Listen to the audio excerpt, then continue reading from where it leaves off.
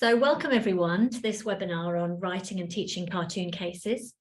My name's Antoinette Mills and I'm from the Case Centre and I'll be the host for this session. The Case Centre is the independent home of the case method and we're dedicated to advancing the case method worldwide. Now this year it's our 50th anniversary and we've got lots of exciting things coming up to celebrate. You can see an interactive timeline of our 50 years live on our website.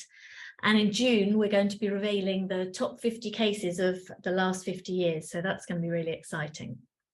Then in November, we're also going to be launching an exciting new impact index that will rank schools on the impact that their case writing has globally. So watch this space on that one. Alongside our case workshops and scholarships, our webinar program is a key activity to deliver our mission. And we're really delighted to partner with IMD to bring you this particular webinar. We're really lucky to have Stefan Michel, Professor of Strategy and Marketing at IMD and author of a range of cartoon cases as our speaker today. So in a moment, I'll hand over to Steph, and after he's led the main session, I'll just spend a few minutes with you showing you how to find cartoon cases on our website. And at the end, we'll have a Q&A session. So if you have any questions throughout the webinar, whether it be during what Steph's talking about or when I'm talking, please just pop your questions in the chat. We'll keep an eye on that. If there's anything I can answer as we go along, we'll do. But the questions mainly for Steph, we'll come back to at the end and we'll try and give you as many answers as possible. And just a quick reminder that we are recording the webinar. So you'll all receive a link to that in a follow-up email, probably tomorrow or maybe on Friday. So I'm going to hand over to Steph now for what I'm sure will be an inspiring and an informative session. Thank you very much, Antoinette, and welcome everybody from around the world, it seems. I'm delighted that you have so much interest in cartoon cases. I prepared a few slides because that's what we do, but also because it allows you to go back to the main content of this webinar after the webinar, and I try to go through the slides rather quickly because you can all read, and then we have more time for the Q&A. So what we want to cover is what are cases, what are cartoon cases, why are they working so well, how can you write a cartoon case, and where to find them. That's what Antoinette will cover. And then again, as I said, I want to make sure that we have sufficient time for questions that we can discuss. By the way, this is a chart from my Netflix ABCD case series. It started as a success case in 2009, then it went down in 2011, and then I had 2 follow-ups, and right now I'm writing the Netflix e-case. And finally, we were just talking, Antoinette and I, about my teaching notes that should be released anytime soon. So what are cartoon cases?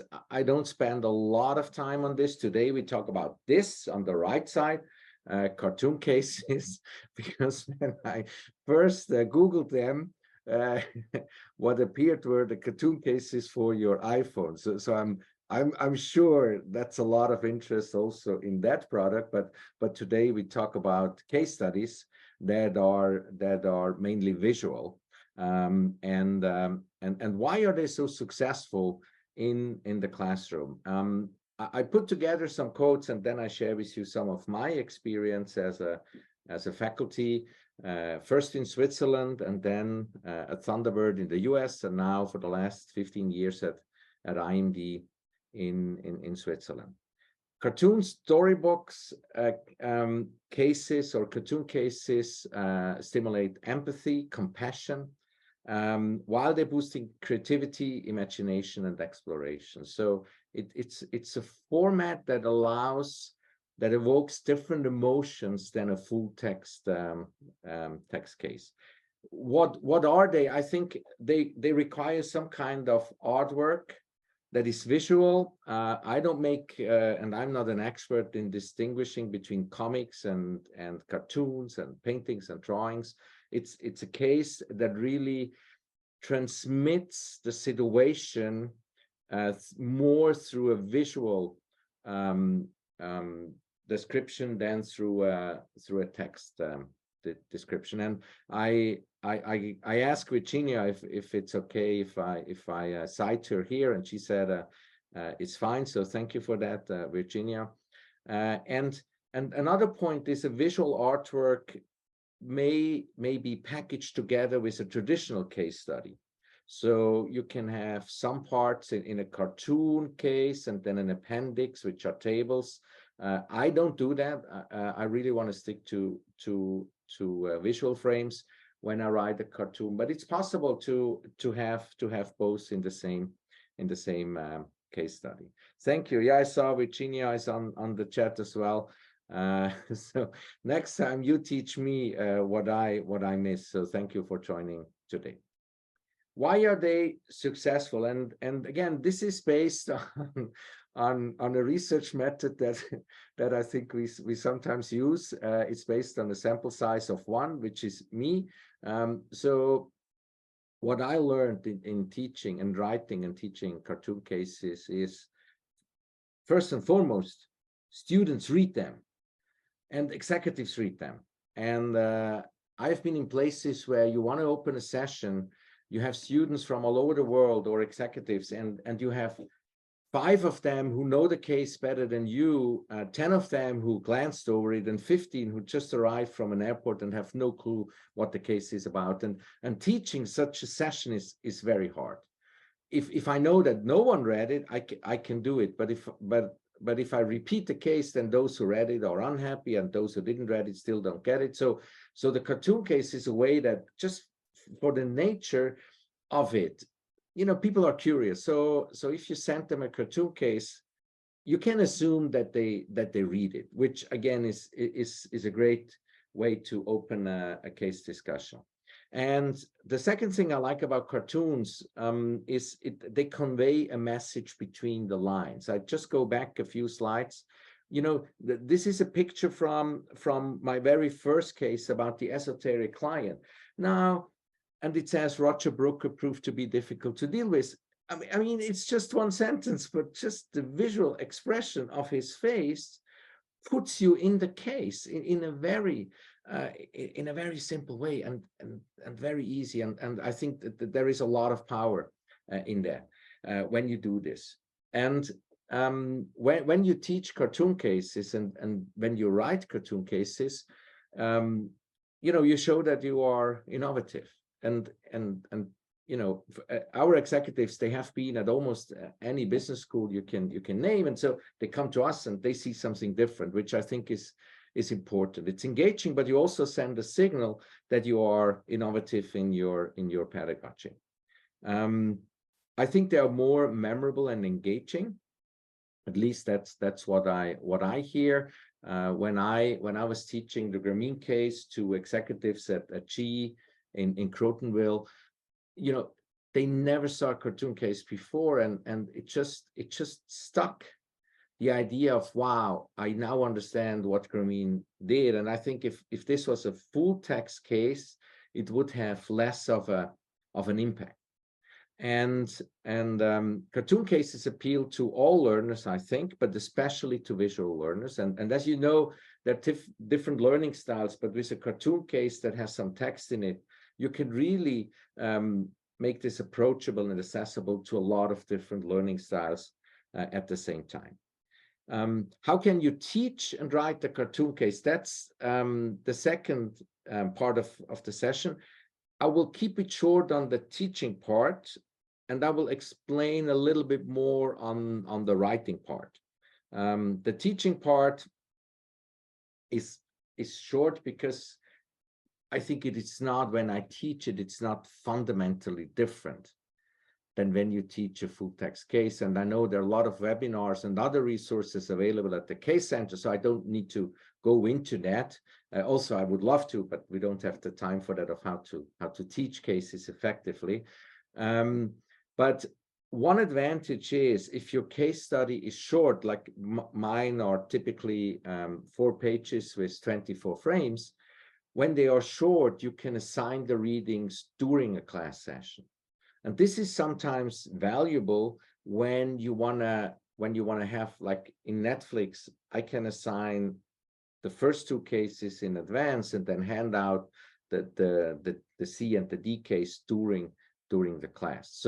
So because they're short and because they're easy to read, you can assign them during a session. If that's for me, it's the main difference. Of course, writing a cartoon case is very different, I think, than writing a traditional case. So I want to spend more time on that. Like every case, we want to be able to discuss multiple perspectives with the learners, and these are some illustrations that I use to illustrate the power of changing perspectives. You see one person, you know, waiting on an island.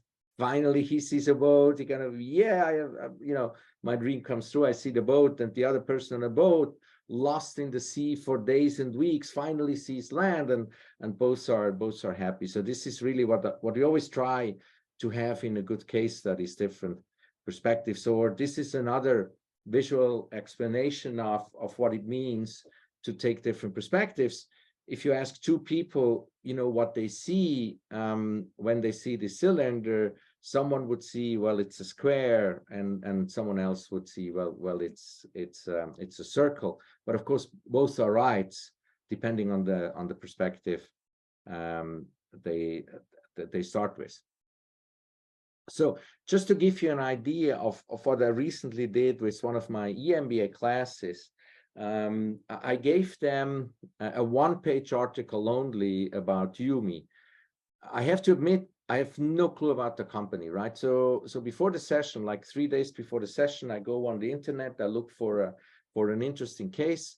I found Yumi. I put together a one-pager. I think today I would ask ChatGPT-4 to do this for me, and then I handed it to the class and asked them just come up with as many perspectives for a case study in 15 minutes. And the group of students, the teams came up with 13 different perspectives for a case study. And that was just for me to show them that every situation you are in, you always have, there's not one case for one story. It's really about having multiple perspectives. And as a case officer, you have to define which perspectives are you sharing, or are you encouraging the learners to take, and which perspectives are you not encouraging them to take. So this is general. When you write a case, and then I come to the specifics of a cartoon case, these are some of the rules that I took from colleagues on what a case is and what a good case should be. Antoinette just wrote that you will receive the slides and the recording after this. So I think at this point, I don't want to read through this. It's just an information for you. Some of you are, and I saw the list, are very successful case officers, so I don't want to bore you. And for the other ones who want to write their first case, use this as a checklist maybe, or as a source of inspiration for writing your case. What seems interesting for me is especially point 9. When you write a case and the teaching note, one rule to make this successful is that the case describes while the answer guide or the teaching note explains. And I think that's really a helpful guidance. I leave this here. You get the full slides and you can work through that on your own pace. What is a good teaching note? Also here, I developed a way of writing teaching notes, and Antoinette was joking with me before that, because I have a few cases published without the teaching note, which is not very good. So I'm in catch-up mode here. But one way to think about case writing, and this is important, this is what you should do before you think about writing a cartoon case. Really focusing on what is the main question or the concluding question that the learner should address in the case. You need to be crystal clear what it is when you write the case. it might not be obvious when someone reads the case for the first time, but in your teaching note, you need to tell this case is actually about this topic and not about this topic. The esoteric client case that you saw at the very beginning, on the surface, seems like to be a case about what is a good customer service. And that's how it seems when you read it for the first time. But when you actually discuss it in executive classes, you realize very soon that this case is really not just about good customer service. It's about how do you lead a team of bankers who can provide good customer service. So it's more a leadership case, but the word leadership is never mentioned in the case. But this is the concluding questions. And in order to get there, you think about a few exploring questions or steps, or as I said here, pillars that really made the concluding question relevant. And what I always do in my cases when I have a teaching note, I should say when, not if, when I have a teaching note, is I always start with an introductory question, a question where everyone has something to say, where we can lay a foundation for a case discussion. So I also leave this here because that might help you to think about your teaching note, and you have to have your teaching note in mind before you start writing a cartoon case. So when you do this, whether it's a cartoon case or a text case, there is always these two sides. You have to have a story, but the story is not a case. Okay, so I'm currently writing a case about Elon Musk at Twitter. There is a story about that, which most of you know, but the question is, what case do we write about this? Because you can write like 100 cases on this, and you can pick different stories. So make sure when you think about the cartoon case, what is the story and what is the case I'm going to write as an educator. And again, I mentioned this before, this is all preparation before you actually go into designing and writing a cartoon case. The case study is one part and the answer guide is the other part, but they are very closely linked together, because in the end, you just don't want to you not only want to entertain your learners, well, that's always good if you can do this, but you want to educate your learners. That's really what we try to achieve. And in order to educate your learners and have a discussion with them, a meaningful discussion, the pedagogy behind the case needs to be very strong. So this is one visual that explains you how the two parts fit together.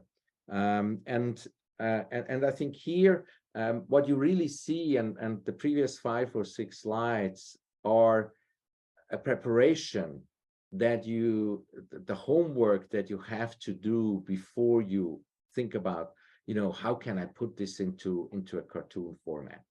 If you don't do that, you might end up with a visual story, and that's typically not what you want as an educator.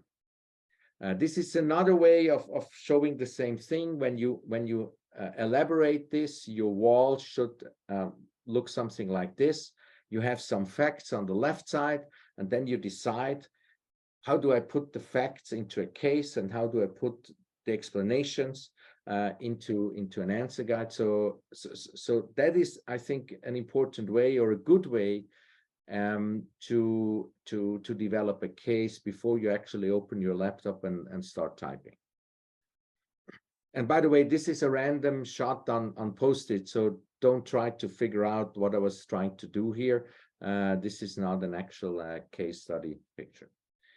So this is actually the main slide. So for those who are still on the call, thank you. And I know it's a visually, it's not a good slide, especially for someone who teaches cartoon cases, but I put this together on one slide, and please forgive me for doing that, so that you can keep this one-page summary of my experience with writing cartoon cases. So let's go here. I need to go through point by point on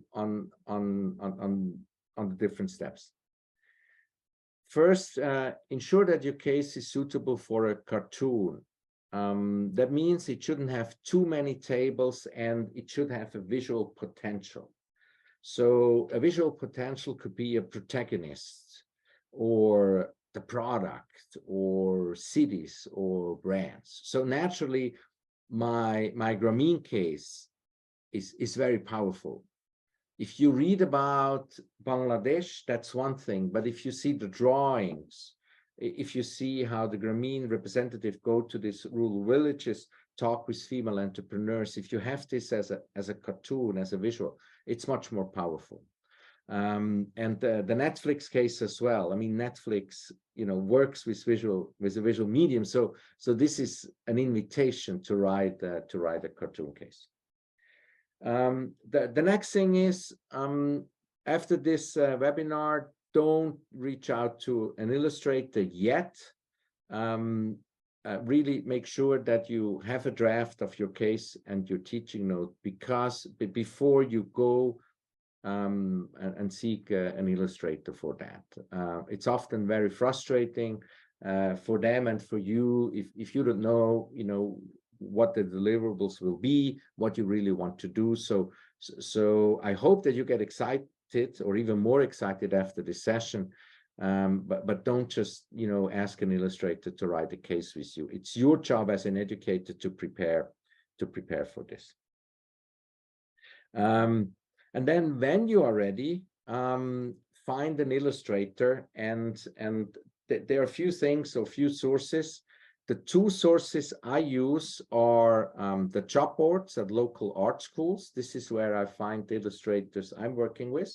At the time, they were students at art schools. And nowadays, you can also reach out or find illustrators on platforms like Upworks, which I use a lot, and Fiverr and others. So I don't know Fiverr's, but Upworks is a platform that I like a lot to source talents for all sorts of things, like illustrations. You ask for their portfolio to see whether they do similar things, whether you like their style. I wouldn't want to work for an illustrator that where I don't like their style, and maybe this is subjective, but this is the freedom of an author. You want to team up with somebody who you have a connection, also a visual connection, that they do the work the way you want to present your case. Another thing I learned is there are a lot of people on these platforms looking for jobs, but more than half of them really are not very reliable, so they wouldn't respond. So I always engage them in a few back and forth emails, or they have these messaging tools, just to see if they respond. And then I see whether they are really interested in working with me or not. And then when you have a pool of candidates, narrow it down. Sometimes when you go to Upworks, you may have 200 people wanting to write a cartoon case with you or draw a cartoon case with you. So you need to narrow it down, maybe to 3 and 4 candidates, and then share with them your drafts. Make sure that you have a discussion with them. Do they give you input? Do they give you new ideas? Do they get what you want out of this?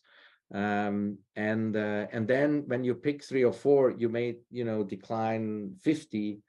But so be nice to the other 50 that you don't take, because it's a small world and a long life. So you may want to keep this contact for future work. And then you discuss a budget and a contract with your preferred candidate. But when you see this, you can already imagine that actually just going to the first draft of a cartoon case requires a lot of time and investment, especially if you do it the first time. So this is the time you have to invest for doing that. For me, it's a time I spend because I just love the result, but but you cannot shortcut this part of the process. And then the last part, or the next part on the second column, this is what I learned on the legal side. And if you disagree with me, that's fine. I won't change my approach to this, but you might have a better approach that works better with you. But I always insist on a full buyout contract with a lump sum payment. The reason is it costs a little bit more, but managing royalties on a year-by-year basis is super, painful. And I want to be able to change the case or update the case. And if I don't have the full buyout, then I need to go through this illustrator, who at this time might not be an art student, but an art director in London or New York or Tokyo. And the last thing this person probably is interested in updating the numbers in one of my cases. And sometimes they don't want to write the next case, but I want to use the same visual that this person used for the A case, for the B case. So I need to have this flexibility to work with another illustrator. And also at IMD, we are a global business school, and sometimes we have a client request, or for a certain class, we want to translate the case into, a different language, Spanish or Japanese or Chinese. And then I don't want to go through the illustrator to get permission to do that. And then, like everyone else, deadlines are critical. So when you agree on a contract, when you agree on a script, set a deadline for when you want to see a scribble of the case. If you don't receive, the scribble of the case by that time, you can extend the deadline by a week. And if you don't see anything by then just, cancel it, because it won't happen. I think you need to find your next illustrators. And I've been there. This part of the process, until you find someone like the person I work with, who is super reliable, even on for a Swiss standard, which is a high standard, I think. We are not famous for being funny, but we are famous for being responsible and on time. So she's super responsible, and she's funny, and she's very very creative. But just be aware of some setbacks, that until you establish this relationship, you might have to take a few extra rounds. When you have the scribble, I show you a scribble in a moment, discuss it carefully, right? This takes time. You need to really understand what the visuals are. Do they fit what you want to achieve?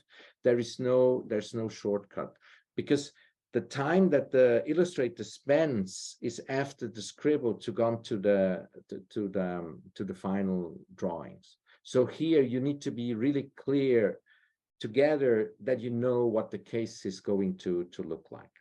And then while the illustrator draws the final case, write your teaching note. I wrote this down, not for you, but for me, because I'm terrible at this. So this is really a reminder for myself. And then when you have the case and the teaching note, engage a professional editor who finds flaws and mistakes and checks for all the accuracy of the case. Teach it a few times, get published, and then celebrate. So that's then the easy part of the case writing process. So this is the summary of the process. I will show you one example that I've found on how I wrote the Grameen case. And so this is actually how it started. We had a client coming to IMD. It was the CEO of a company with like 200,000 employees. He said to me, my executive team, we don't like business schools. We don't like professors. We hate academics in general. And we are easily tired and bored. So keep us kind of awake by showing us a lot of different cases where we can learn from. So this is a great invitation if you have a client like this. So I created 16 caselets like this one, each on 4 pages. Just summarize what the case is about. I use Grameen Bank. I use 15 others, and I just discussed it with those executives, and they loved it. So then when you do this, you realize some cases really get attention, some are dead on arrival, but this one got a lot of traction. So I thought maybe there's something into this. And I also knew a person, an alumni at Thunderbird who worked for the Grameen Bank. So I discussed this with her, and she said, yeah, you have to write this case. And then I realized this case has a lot of visual power or potential. So I decided to write the cartoon case about the Grameen Bank. So this is how it started. And then what I did, I created a case outline. I wanted to show you the case outline for today, but I didn't find it anymore on my in the cloud or on my hard drive. So it was a description of the story. I gave the illustrator some screenshots, like a picture of Yunus, the founder, a picture of Bangladesh, and just kind of to give her a visual idea of what the case could be about, background information, and I suggested some dialogues that I wanted to have in the case. So then this is what came back. You see, it's a mix of English and German, because we are both based in the German-speaking part of Switzerland. But you see, this is how she took on the challenge, and then she decided which frames should be larger and smaller, and where she would put the text, and just that we got an idea of how would that be visualized. So this is page 1, this is page 2, and the typical fight between Sarah, who is the illustrator, and me is she always tells me, cut the text, because she's an illustrator. She wants to have room. If it was up to her, she would take a picture like over both sides here, over both pages, as large as possible. And I want to give a lot of information. So this is really always a give and take. But in the end, you really have to find a way together, because you have an illustrator, because they're really strong in explaining a story visually, and you are the educator, so you know what the context is that you want to convey, and together you can create a great case. So it goes on. So we use the different frames. Typically, I have 4 pages with 6 frames on a page. There are exceptions of this, and so this is the discussion we had. I also put in the QR code if you're interested in the final result. You find this case in the case center.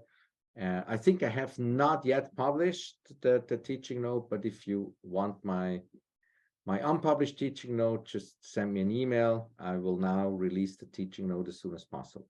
So this, just to give you an idea on the work that it takes until you get to this stage of the process. And then again, here are some of the editing that you want to do. You edit first the raw material that you give to the illustrator, and then also the illustrator also may make some typos, so you also need to check the case before you're going to teach the case. Okay, and that's actually that is the case, and for example, you may remember that when I go back here, I had this vicious circle of poverty when I first taught the case to the executives, and I wanted to include this into the case, into the cartoon case. And Sarah said, "But that's a pretty boring chart." which I learned not to take personally, because it is a pretty boring chart. But again, for the pedagogical purposes, I wanted this. So then I decided that this part I put into just here, not as a visual, but then I showed this in the teaching note, that the students can elaborate what is exactly the cycle of poverty, and which parts reinforce this vicious circle of poverty, and how does gramine interrupt or stop this vicious circle of poverty. Good. So here we are for the moment. I hand over to Antoinette, who shows you how to find the current cartoon cases, and also where we would find your next cartoon case once you publish it. I hand over to you, Antoinette. Wonderful. So if you could just stop sharing your screen, then I can share mine. Sure. That'd be wonderful. Okay. Right. Okay, so hopefully everybody should be able to see our website on screen now. So the easiest way to go directly to all of the cartoon cases that we have is to go to our Browse and Buy menu. And then if you go down to cases, you'll see here there are some shortcuts to some key things for cases. Now, we refer to them as graphic format cases on our site rather than cartoon cases. So if you click on here, we have some information about them. And actually, we'll be adding the recording of this webinar to this page as well as an additional resource. And down here, if we click on this Browse all the graphic format cases, I'll include a link to this in the email tomorrow. You can see that we've got 39 at the moment.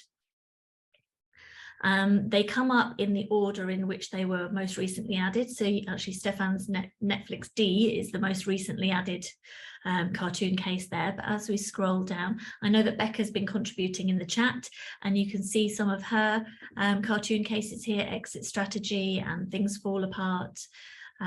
We also have some from ICFE Business School. I know Sanjeeb's on the call here as well, and more from IMD in the list. Now, you can see that there are only a few at the moment, but if you do search on a term, if we do digital disruption, and then we look for cases, for example, I'll just give that a second to work. Here we go. So in the product description, you can see here there are 4 graphic format cases. There we go, that are focused on digital disruption. Now, if you want to look at any of these cases, if you're registered on our site as an educator, you can view a preview copy. So if I just ping this up, I know someone was asking about samples and examples. So as long as you're registered as an educator, you can see all of these as preview copies on the site. So you can see the Gramine one there. Not Gramine, sorry, Netflix. I'm confusing my cases. Now, if there is a teaching note available, let's scroll down. As you can see here, Stefan has not submitted a teaching note for his Netflix case, but we have one here, a Harvard one by Robert Austin, and you can see that the teaching notes are linked in here. Let's just go back to all of them. There we go. So let's find one where, here we go. I was going to look at one of Becca's. So if we look at the teaching note, again, as an educator, you get free access to these online. So there you go. There's the teaching note, which is text-based rather than cartoon-based. So that's how you find them. They're nice and accessible, but we would love more of them. They're super popular, and a couple of them have won awards from us over the last few years. Some of the ICFE ones have won awards. So I think there is an appetite for more cartoon cases, and we'd love to partner with people on distributing them. So if I stop sharing my screen, we can move on to the Q&A, Steph. I know there's lots of questions in the chat for you. Yes, I thank you for that. and thank you for reminding me that my teaching notes are missing. Uh, Again, if someone, I'm writing it right now, and if someone, want to teach them now, just I put my email here. I of course I have a teaching note in a draft version, but it's not published yet. But I can share with you what I have so far, and then very soon it will be available.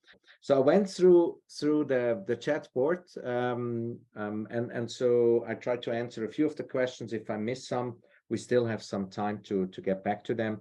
One question is, what are the costs of engaging an illustrator? And the answer is what every business professor, gives as a typical answer to almost any question. It depends. I paid always more than a 4-digit sum, so over 1,000 francs or dollars. It can go up to 3,000 francs or dollars for a 4-page case.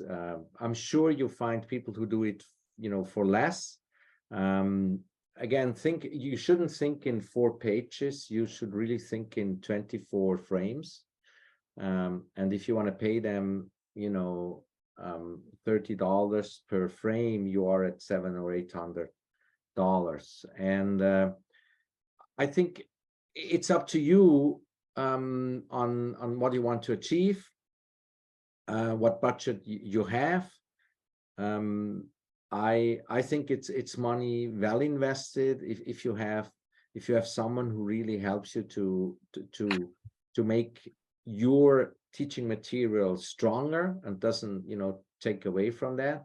But again, I also think you should all the time that you invest in preparing the case and writing the case, and all the time that the students around the world then spend in reading the case, I wouldn't save kind of to the last bit and sacrifice on the quality. But for me, I think I always paid over $1,000, and so starting at 1,500 up to 3,000. But again, this is Switzerland. Maybe you find someone. But whatever you do, make sure that you have the buyout right, so that you can do with the case whatever you want. Some ask me, what is the format that the illustrator hands over? I have Adobe InDesign, I have Adobe Illustrator, so I can work with any format. Again, you need whatever the format the designer uses, you need to get the native file, not just a PDF, because when you have a PDF, it's harder to edit later on. Another question was, are those cases accepted by the accreditation body? I think they should. Clearly, I put them into my portfolio. I don't think that, at least the accreditations that I went through as the dean of our executive MBA, they are not. Most accreditations are about, assure that you deliver what you promise, right? So most accreditations do understand that different schools, different universities have different profiles, and these profiles lead to certain criteria, and you need to fulfill those criteria. Given that our job at IMD, our mission is to develop global reflective leaders, whatever we do that is thought leading and put them in front of executives and have a meaningful discussion with them to help them to reflect whatever the topic is, fulfills our mission. So I cannot see why an accreditation body would dismiss case studies. But again, there might be some accreditations that would not give you full credit for them. And then I encourage you, do it nonetheless, because they're fun, they work, and you learn a lot in the process. Someone asked, beside the criteria I mentioned, are there certain types of cases that are more suitable than others for the cartoon format?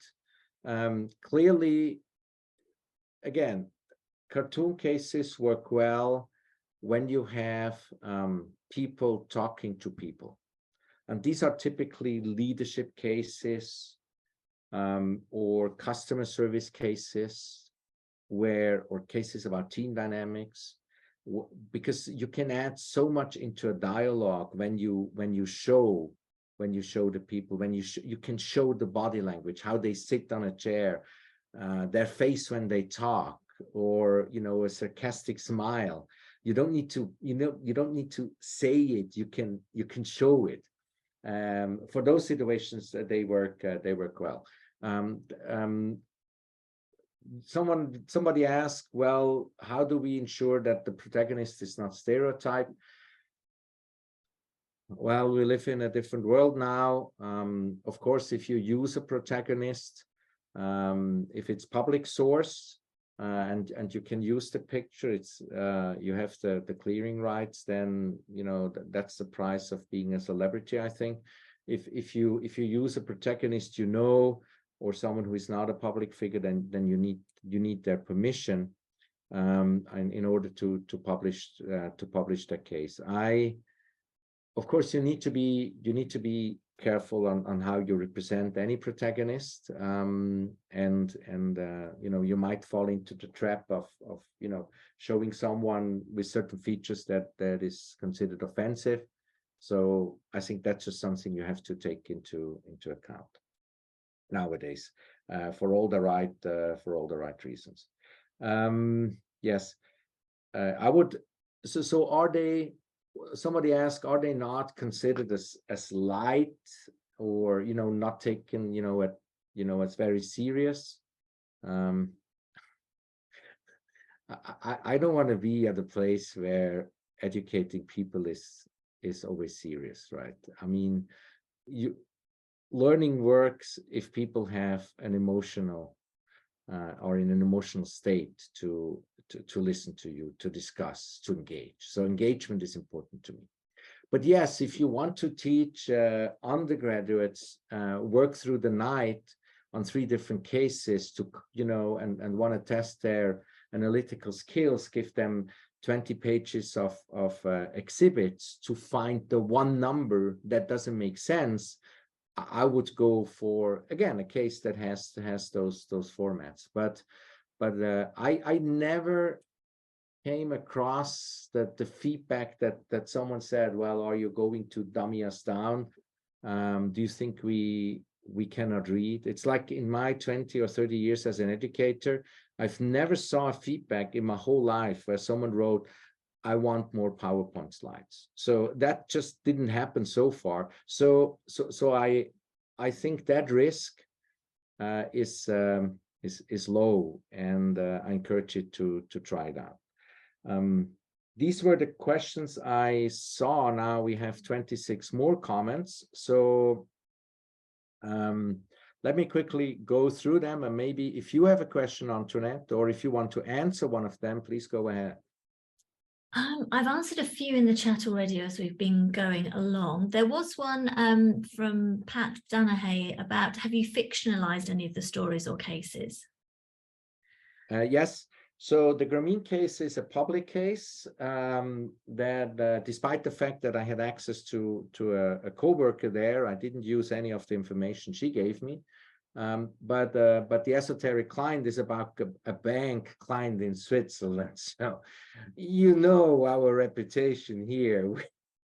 So no, I mean, naturally, this is a fictional case. I mean, fictional in a sense that the case, it was actually a funny story.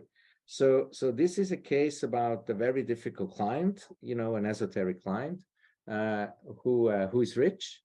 And then the bank doesn't know how to deal with him, right? And so, and I know the banker who told me that story, and I thought I want to write a case about this and how. So it's a real case, but I changed the name and I changed the bank and the location because the case works without that knowledge. So this is a very strange client, and when I taught the case at IMD, I had a participant from the Netherlands who said, I know this guy, I know this guy, he lives in Amsterdam. And that's where I realized there must be at least 2 esoteric rich people, one in Switzerland and one in Amsterdam. Yes, you can, depending on the pedagogical purpose, you can fictionalize a case. Again, if you want to write a case about Netflix, you have to use Netflix, right? You cannot say a large streaming company in the US. Or if you want to write a case about Elon Musk, then there is exactly one like him, and maybe that's a good thing. I don't know, but you need kind of use, you know, the real Elon Musk. Some other cases you can fictionalize, depending on your pedagogical objective. There's a couple of questions that I can take here. There's one about case competitions for cartoon cases.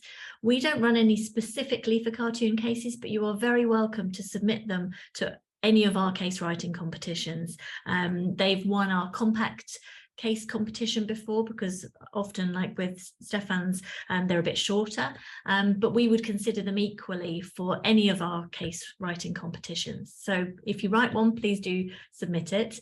There's also a question about publishing them. So if we've published a case in Emerald or Ivy, can the same case be used for creating a cartoon case? And the answer for that is it depends on the copyright and who holds the copyright. If you hold the copyright of the case, as is with any of the cases that we distribute, we don't ever take the copyright. That stays with the author and the authoring institution. So if you've written a traditional case and you want to turn it into a cartoon case, that should be fine as long as you hold the copyright. Steph, have you seen anything else? Yes, yeah, I have two more. So hello, Kay. Great to see you on this webinar. Kay asked whether I use tools, Doodly, or I think Dolly, or other, you know, nowadays everyone talks about the artificial generative AI, and maybe, you know, maybe you can actually write a case and then have the illustration done by AI. I thought about it. I haven't done it. I don't know whether the result will be as good as working with an illustrator. Will it happen? Yes. Will it happen in the near future? Yes, clearly. I mean, generative AI will not go away. And maybe I will do one. At the same time, I really like to work with my illustrator.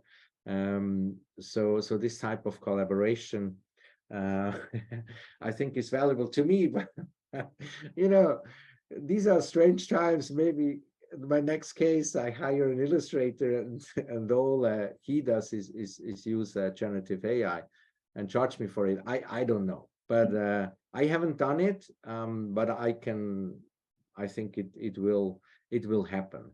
It will happen. And I also saw Sam, who actually is an illustrator or designer. If you're interested, you know, please connect with me.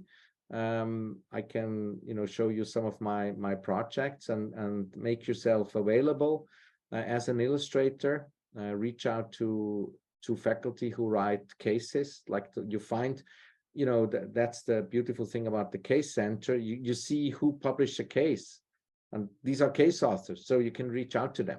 So I would go this route. There's a question from Iman about our journal. We have a journal for cases that are written in and focused on the MEA region. And Iman is asking if cartoon cases can be considered for that.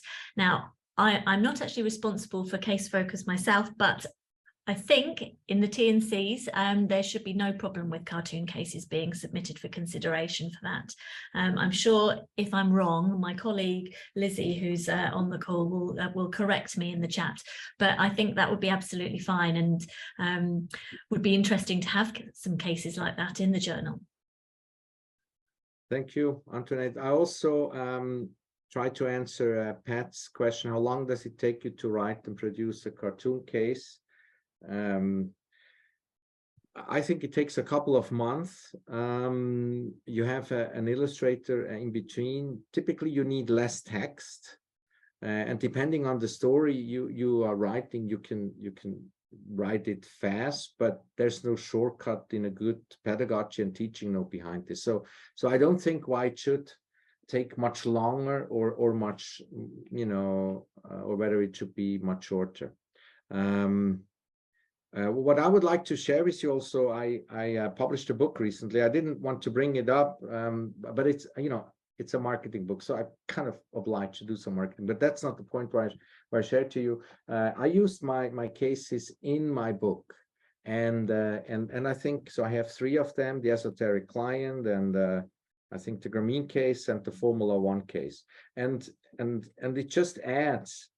Again, that's the beauty if you have the copyright, or IND has the copyright, and IND is very generous in having our work, published also in books. I think this is also a great format where you can think about an idea you want to write about, and then you have maybe 4 cases, and then you put the cases together, and you write your book around those case studies. I think that's also one way to use these cases. This is, I think, is very rare. Publishers typically hate it because, I don't know, they don't like the printing stuff and the copyright stuff, but it's one way. If you have a publisher who agrees to that, I think it's important. I mean, one thing that for me is, and maybe I didn't stress this enough, every year, one cohort gets retired and the new cohort enters the market or schools, right? And clearly, we lose the 65 years or 64 years old, and in education we lose the 40 years old, or the 30 years old, whatever your age group is, and there comes a new generation, and the new generation is much more visual, and so I think just from the changing generations, visual ways of presenting material will become more important. That is a given. I don't see, the question is just, are you, do you have as much fun as I have in providing those materials? Okay, so I think we're probably drawing to a close on questions. Is there anything else you really want to cover there, Steph, or are you happy to draw to a close? No, I think there's the last one from Michael. The name of the book is Real Impact Marketing. Again, if you have more questions, reach out to me. If you want to search for cases, Antoinette showed you where to find them. And I would like to close with thanking you from my behalf as well, but also with hoping that you are encouraged to teach and to write more cartoon cases in the name on behalf of your future students. I thank you for that. Yeah. I hand over to you. Thank you. And thank you so much to everyone for joining us today. And like Steph says, we really hope that you're inspired to give writing and teaching cartoon cases a go. We'd like to hear your thoughts on the session. So Zoom may hopefully pop up a feedback form for you, but if not, we'll include a link in the email tomorrow, along with links to the recording. I'll include a link to Steph's slides and his book, so some of the useful resources. And just to mention that if you'd like to do a deeper dive into case teaching or case writing, you can check out our workshop program. We're excited that our next teaching and writing workshops are going to be back in person at London Business School in June. So I'll include some links to those in the email as well. And you can really get in depth into writing and teaching cases at those. So it just really remains for me to say thank you very much, Stefan, for taking time out of your schedule to share all of your expertise with the group. We really appreciate you taking the time to do that. So thank you ever so much. Thank you very much, Antoinette. Thank you. Thanks to everyone for joining us. We hope you have a great day. Take care, everyone. Goodbye. Thank you. Bye-bye. Thank you, Antoinette.